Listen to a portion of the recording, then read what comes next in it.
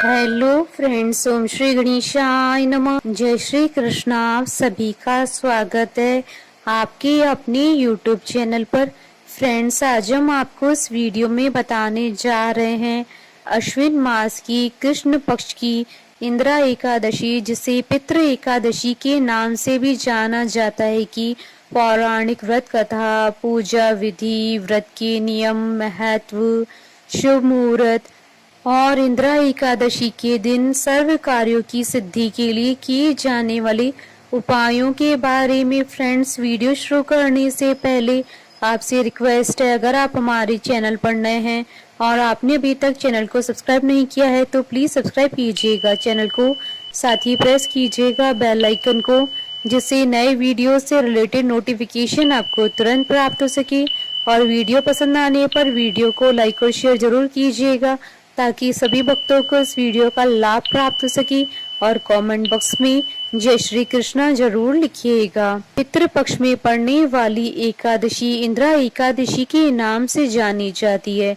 इस दिन उपवास रखना काफी फलदायी होता है। इस एकादशी को भगवान श्री हरि विष्णु जी की पूजा आराधना करने के साथ ही इंदिरा एकादशी की कथा सुनने का विशेष महत्व होता है। इस दिन उपवास करने से जो पुण्य प्राप्त होता है उससे मोक्ष की प्राप्ति होती है। अगर उपवास से प्राप्त पुण्य को पितरों को दान कर दिया जाए तो उन्हें भी मोक्ष की प्राप्ति होती है। इस पुण्य के लिए इंदिरा एकादशी का उपवास करना और उसकी कथा सुनना महत्वपूर्ण होता है। मान्यताओं के अनुसार अश्विन महीना काफी खास होता है। महाभारत में भी इंदिरा एकादशी का जिक्र किया गया है। मान्यता है कि इस उपवास के बारे में स्वयं भगवान श्री कृष्ण जी ने धर्मराज युधिष्ठिर को बताया था। फ्रेंड्स, अब आइए जानते हैं इंदिरा एकादशी की पूजन विधि और नियमों के बारे में। पद्म पुराण के अनुसार प्रत्येक एकादशी व्रत की तरह इंदिरा एकादशी के नियम भी दशमी तिथि से आरंभ होकर द्वादशी तिथि को समाप्त होते हैं। एकादशी तिथि के दिन जल्दी उठकर स्नान आदि करके निवृत्त हो जाएं। अब भगवान विष्णु जी के शालिग्राम स्वरूप का ध्यान करें और इंदिरा एकादशी की व्रत एवं पूजा का संकल्प लें। यदि आपके घर में शालिग्राम है तो पूजा के स्थान पर स्थापित करें या फिर भगवान विष्णु जी की तस्वीर को स्थापित करें। इसके बाद गंगा जल, रोली, चंदन, धूप, दीप, फल फूल आदि से पूजन करें। भगवान विष्णु को फल फूल, पंचामृत और तुलसी दल अर्पित करें।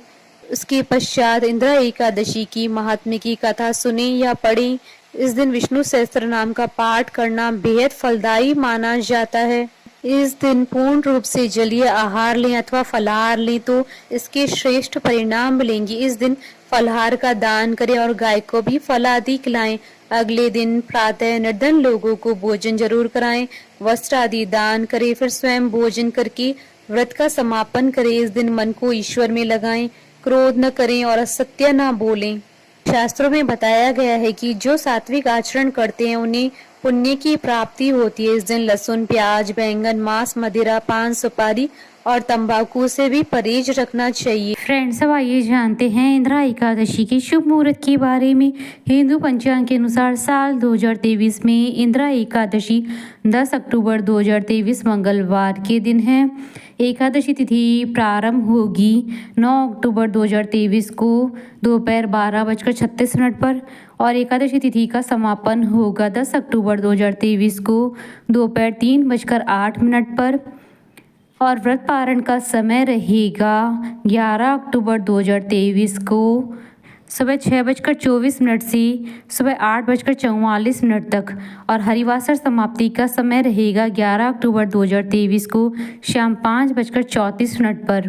फ्रेंड्स, अब आइए जानते हैं इंदिरा एकादशी के दिन सर्व कार्यों की सिद्धि के लिए किए जाने वाले उपायों के बारे में।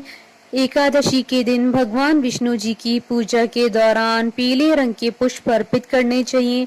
मान्यता है कि ऐसा करने से मनोकामना पूरी हो जाती है। एकादशी के दिन गाय के घी का दीपक शाम को तुलसी जी के सामने जलाना चाहिए।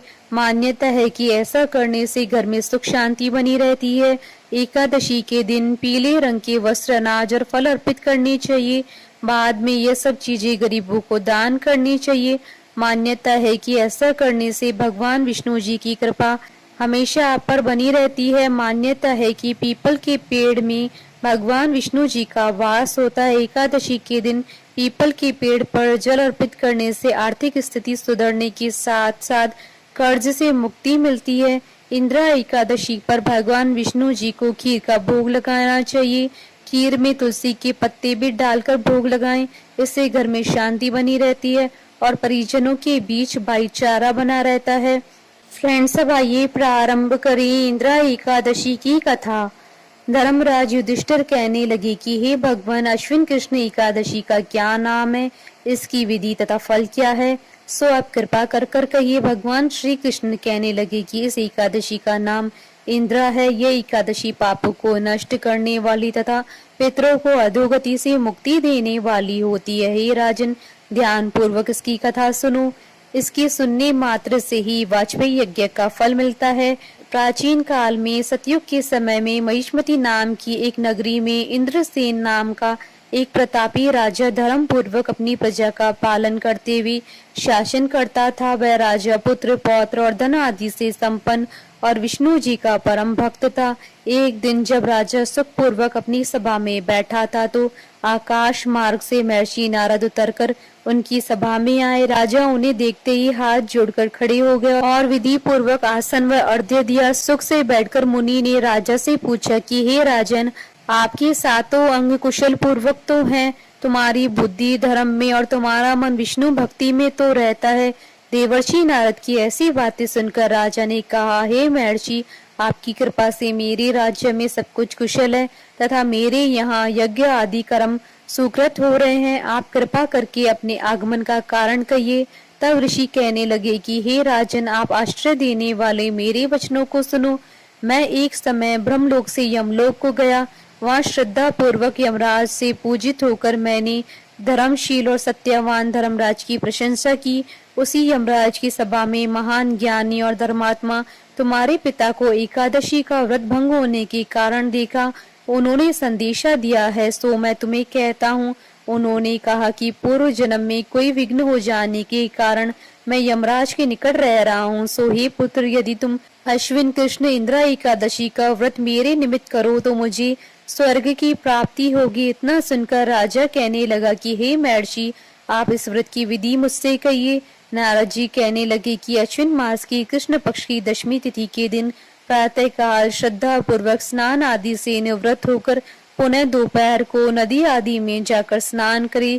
फिर श्रद्धा भाव से पितरों का श्राद्ध करें और एक बार भोजन करे। प्रातः काल होने पर एकादशी के दिन दांतोन आदि करके स्नान करे। फिर व्रत के नियमों को भक्ति पूर्वक ग्रहण करता हुआ प्रतिज्ञा करे कि मैं आज संपूर्ण भोगों का त्याग कर निराहार एकादशी का व्रत करूंगा।